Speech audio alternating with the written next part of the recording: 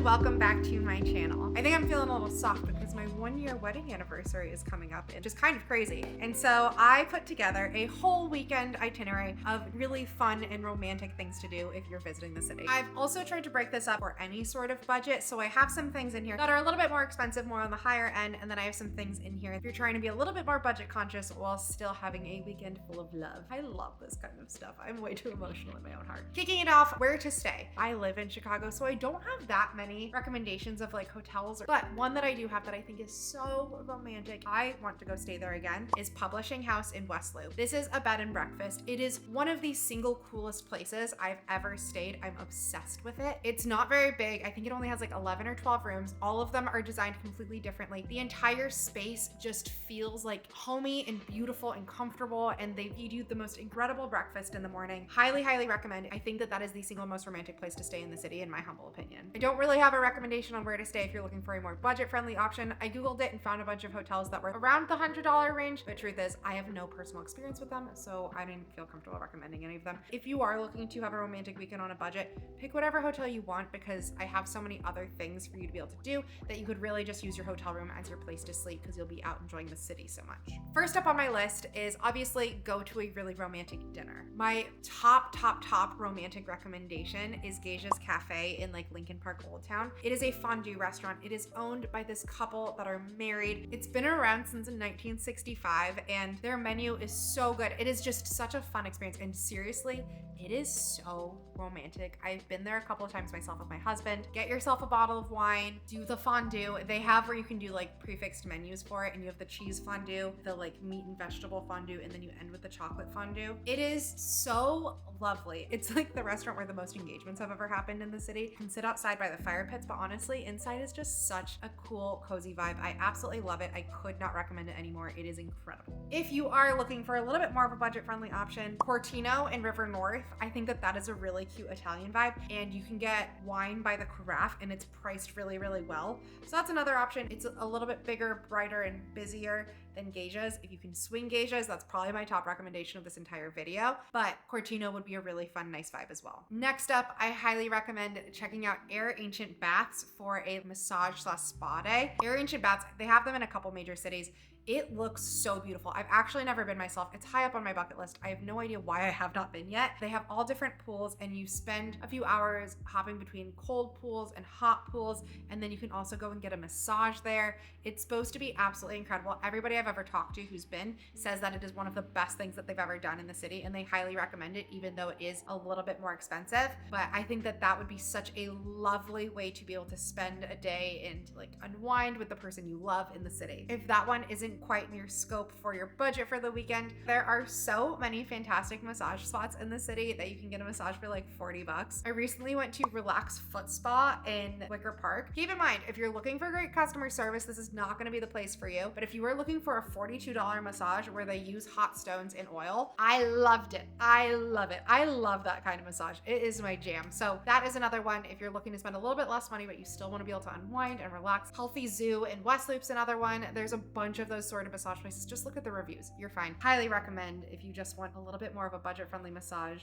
and be able to walk out feeling like a whole new person. Next up, of course, I cannot build out a list of romantic things to do that do not include going and getting a cocktail or a glass of wine with the person you love. One of my favorite places in the city that I think is just so cozy and cool, inside of the Chicago Athletic Association, which if you haven't been before, it is a beautiful, really cool old style like hotel in the first place, but they have the drawing room, which also kind of doubles as their lobby, which is crazy.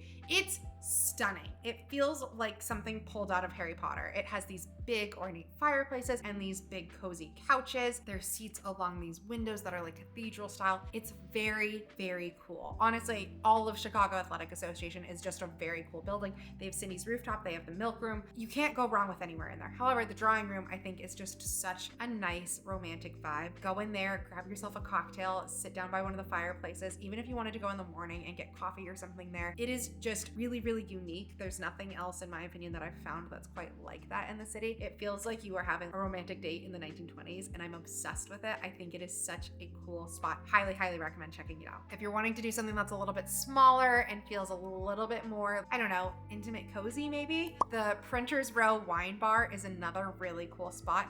It's just this tiny little wine bar in Printer's Row. You can pick out your own bottle of wine. They have like a full bar that you're able to order from and get like glasses or whatever, but they also just have tons of bottles on stock. So you can go in there and grab wine and take it to go, but you can also just like pick any bottle you want and open it there. And they do charcuterie boards and things. It's a very dark, cool, intimate, fun, cozy vibe. And so that's another one. Really, really lovely spot if you just want to find somewhere to sit for a little while and enjoy a glass of wine with the person you love. I'm getting emotional and I want to go and do all these things right now. All right, next up, I haven't done this one either, but I think that this would be so much fun. A boat ride on the river, but with one of those little tiny electric boats. They are so cute. They're little 2-seater boats that you can drive yourself without needing a boating license up and down the river. Bring yourself a bottle of wine and just kind of scoot around on the river in your tiny little boat. I think that's so cute. There's something so magical about being on the river. It is just so beautiful, and it's one of the things I appreciate most about Chicago is that this beautiful river runs through it. I love anywhere with a body of water, and to be able to just go on a little date and drive around with your person, I think sounds like so much fun. They look so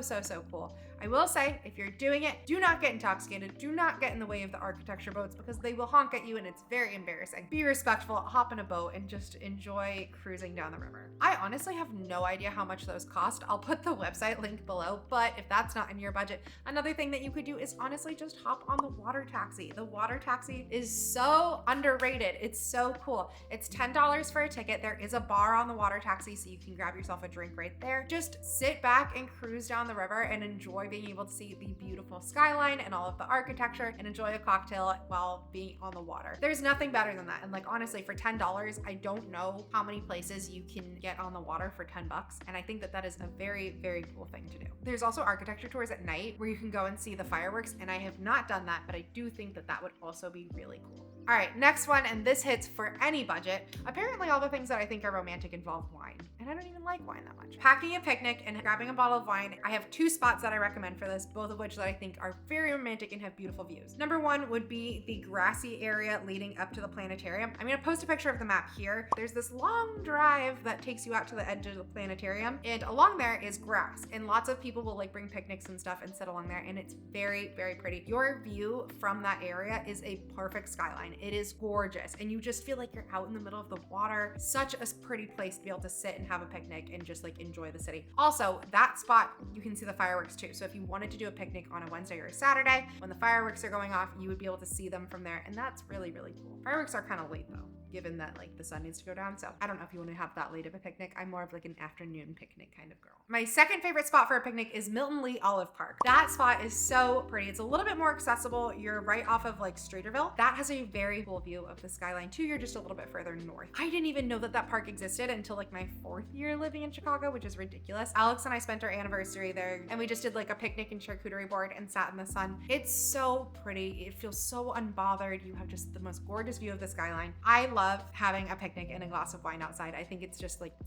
it just makes me appreciate being in the city so much. And last but not least, I feel like this is my most important recommendation of them all. If you are watching this video and you are planning to have this very romantic weekend in the city and you are wondering, where is the best place that I should propose to somebody in the city? I feel like any of the places that I named could be an incredible place. Like I said, everybody gets engaged at Geisha's. It's like the most popular restaurant for it ever. Either of those parks I mentioned would be a gorgeous place for a proposal. One that I found recently that I'm low-key obsessed with is the South Bank Riverwalk. This is just this tiny little riverwalk that's been built in the last couple of years over on South Bank. What I love about it is it's very quiet. There's not many people over there ever, and it's really beautifully done. There's lots of nature, the wooden walkway is really pretty, and there's these really cool little like bump out mini piers. From that view, you have a pretty straight shot view of the Sears Tower because you're just further down the river from it. I think that that makes for just a very nice, intimate spot where you're not in front of a ton of people to be able to propose, but also while having such a gorgeous background up there. I think that's so pretty. I know a lot of people do Lincoln Park. Going through a walk on Lincoln Park is another incredibly romantic and beautiful thing to do in the city, but something about that South Bank Riverwalk, like I'm just obsessed with it, and I want someone to get engaged there so badly. All right, guys, I hope this video gave you some ideas of some romantic, fun ways to be able to spend some time in the city. Please comment down below and let me know what are things that you recommend that I may have missed. This video could be 2 hours long of just all of the fun and romantic things in the city, but I wanted to give some of my top recommendations. If you liked this video, please give it a thumbs up. And as always, hit that big red subscribe button. I post 2 videos a week and I'd love for you to follow along. Thank you so much for watching and I'll see you next time.